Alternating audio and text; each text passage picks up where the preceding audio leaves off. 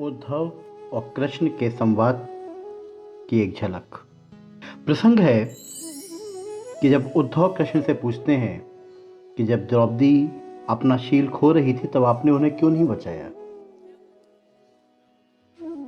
उद्धव ने कृष्ण से पूछा, प्रभु, जब द्रौपदी लगभग अपना शील खो रही थी तब आपने उसे वस्त्र देकर द्रौपदी के शील को बचाने का दावा किया, लेकिन आप यह दावा भी कैसे कर सकते हैं? उसे एक आदमी घसीट कर भरी सभा में लाता है और इतने सारे लोगों के सामने निर्वस्त्र करने के लिए छोड़ देता है। एक स्त्री का शील क्या बचा? आपने क्या बचाया? अगर आपने संकट के समय में अपनों की मदद नहीं की तो आपको आपात बांधव कैसे कहा जा सकता है? बताइए प्रभु, आपने संकट के समय में मदद नहीं की तो क्या फायदा हुआ? क्या यही धर्म है? इन प्रश्नों को पूछते पूछते उद्धव का गला रुंध गया और उनकी आंखों से आंसू बहने लगे। ये अकेले उद्धव के प्रश्न नहीं है। महाभारत पढ़ते समय हर एक के मनोमस्तिष्क में ये सवाल उठते हैं। उद्धव ने हम लोगों की ओर से ही श्री कृष्ण से उक्त प्रश्न किए। देखते हैं कि भगवान श्री कृष्ण ने इसका क्या जवाब दिया।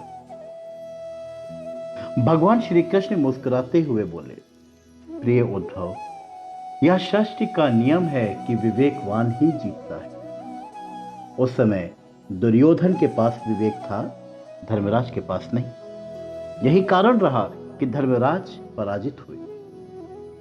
उद्धव को हैरान परेशान देखकर कृष्ण आगे बोले, दुर्योधन के पास जुआ खेलने के लिए पैसा और धन तो बहुत था, लेकिन उसे पासों का खेल खेलना आता नहीं। इसीलिए उसने अपने मामा शकुनी का द्यूत क्रीड़ा के लिए उपयोग किया। यही विवेक है। धर्मराज भी इसी प्रकार सोच सकते थे और अपने चचेरे भाई से पेशकश कर सकते थे कि उनकी तरफ से मैं खेलूंगा।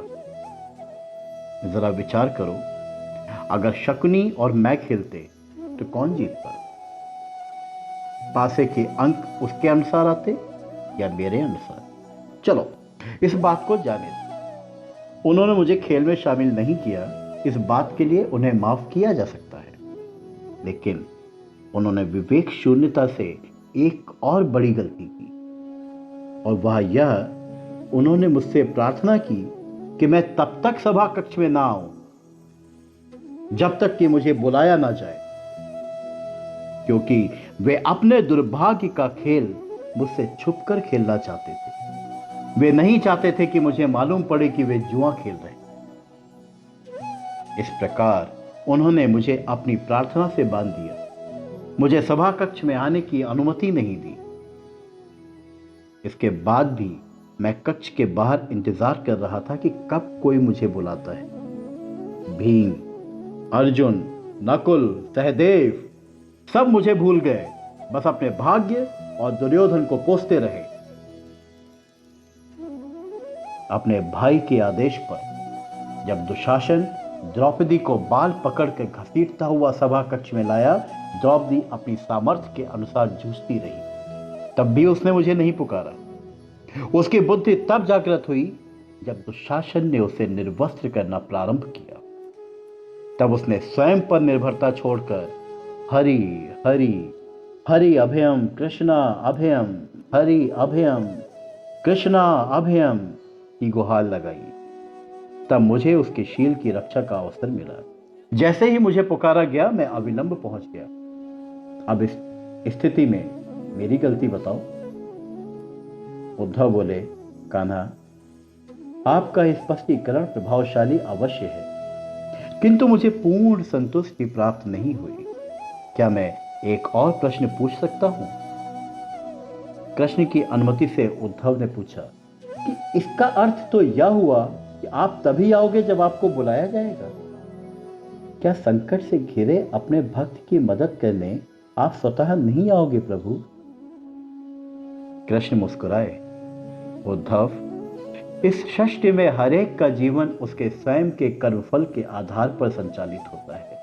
ना तो मैं इसे चलाता हूं और ना ही इसमें कोई हस्तक्षेप करता हूं।